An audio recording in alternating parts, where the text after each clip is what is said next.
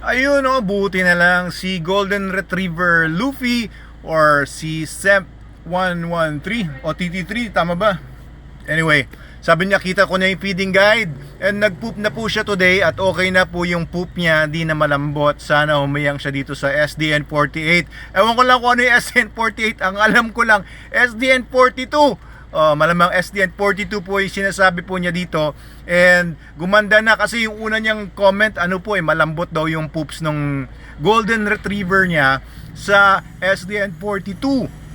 So napayuhan siya na sundin lang yung feeding guide. Lalo na sa simula, pag nagta-transition pa lang, sundin lang yung feeding guide for best results. Syempre kami nakakaalam kung anong timpla ng ginawa nating dog food.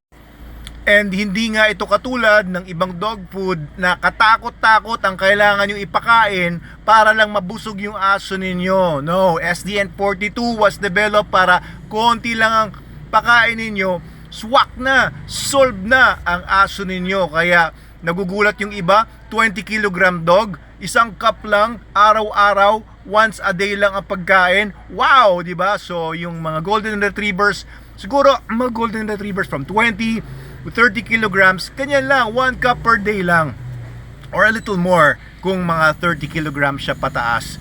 Okay, so ganyan lang po para po hindi po mag-soft ang poop ng SDN42 fed dogs. Ayan, the best dog food po yan in the multiverse, kaya tiwala lang. Ngayon, meron pong iba talagang nagpo-poop pa rin, soft poop pa rin kapag ka SDN42.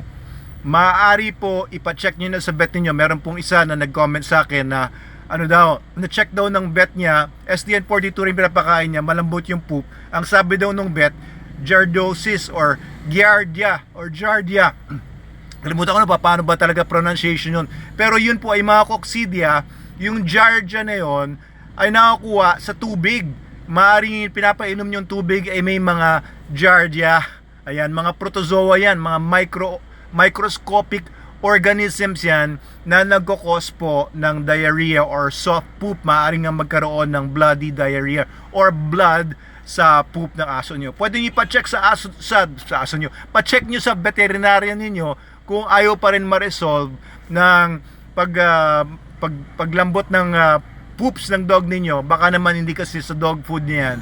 Baka po hindi na yan sa overfeeding, kundi meron ng mga bacteria or viral na infection yung aso, kaya po siya nagsusoft ang poop. Lalo na kung may dugo, yan, sigurado yan. Meron po yung viral or bacterial infection kung meron ng mga blood. Or may parasites, pwedeng worms. Ayan. Kaya always rely on your veterinarian para po masigurado na maganda. At kapag ka nasa SDN42 or SDN dog food ang pagkain ng aso ninyo, makakasigurado naman kayo, ang ganda-ganda ng poop niyan, pwede niyong pakasalan. Hindi, ang ganda-ganda talaga ng poop niya. Pagka sinabi maganda ang poop ng aso, firm siya, pwedeng pulutin ng kamay. Huwag niyong pupulutin ng kamay. Ibig sabihin lang, pwede lang siyang madampot. Pwede siyang madampot, wala masyadong amoy, may konting amoy pa rin. Lahat naman ng poops ay mabaho. Wala namang mabangong poops. Pero firm siya, medyo dark. Kasi pagka meats pinapakain nyo, dark po talaga. So yan po ang magandang poops. Huwag nyo papakasalan. Okay, thank you po Golden Retriever Luffy at sa lahat ng gumagamit ng SDN, the best dog food in the multiverse.